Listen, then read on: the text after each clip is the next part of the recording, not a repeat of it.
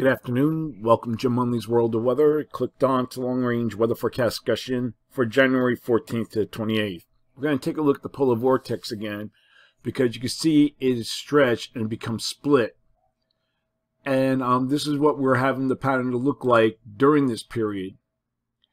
And every time when you have blocking near Greenland, this ridge, you always have a negative NAO. Now, we're going to take a look. We haven't had the NAO up, but it's probably negative. I haven't looked at it, just guessing. So during this pattern, for this pattern, we have a ridge in the west. We have an upper low here near Hudson Bay with a trough extending across the east central states. And we have an upper low here near over the Aleutians.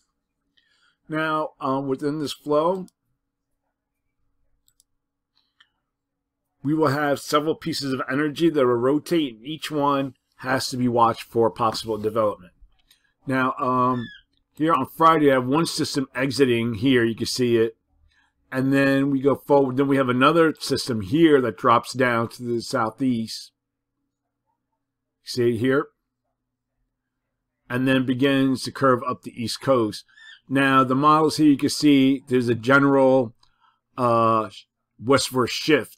It'll either be along or off the east coast. Now, it looks like it starts as snow across the big cities and then probably goes to rain.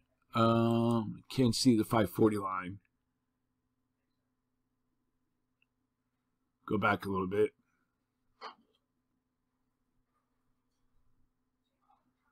Okay, this is what I want to look at. The 540 line, I think, is right here across southern New England. So it'll bring warmer air. That's the GFS. Now we look at the European deterministics. Takes first system out. Next system drops down. Develops a coastal low. And this also, too, brings it closer to the coast. It's been a notable westward shift. Compared to yesterday, it had it going out. This still needs to be watched. And then we look at the European ensembles.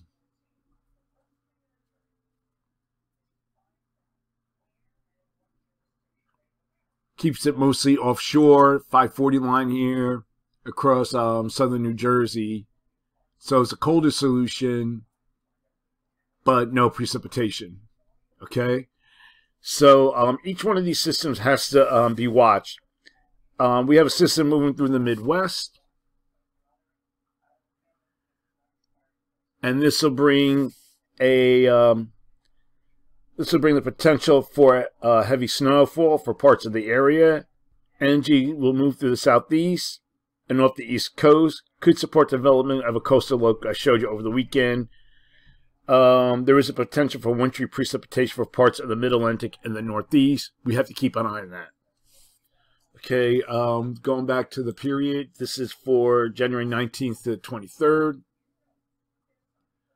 And the posite anomalies strengthen here. We have the blocking. We have a trough here through Hudson Bay Ridge. Trough here or upper low. So the pattern remains generally the same. And we look at the various models. You can see they're in good agreement. We have posite anomalies here across the high latitudes. So I'm calling for this forecast period. Calling for above normal temperatures here, and I'm calling for anomalies of 4 to 6 degrees are possible. Below normal temperatures are forecast here, with anomalies of 4 to 6 degrees below normal. For precipitation, calling for below normal precipitation for much of the west central states. Probability of occurrence is 35 to 45%. And we have above normal precipitation here. Probability of occurrence is 35 to 40%. Now we're going to look at the period for January 24th to 28th.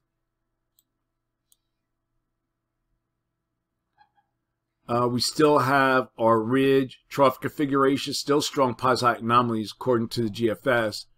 The other models are weaker with the height anomalies, stronger out here, but this still supports a broad trough across much of the country. Even the NAEFS shows that. So for this forecast period,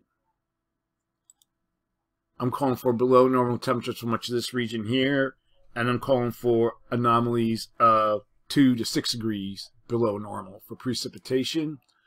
Below normal precipitation forecast here. Probability of occurrence is 35 to 45%, and we have above normal precipitation for much of this region here. Probability of occurrence is 35 to 40%. That's the long range.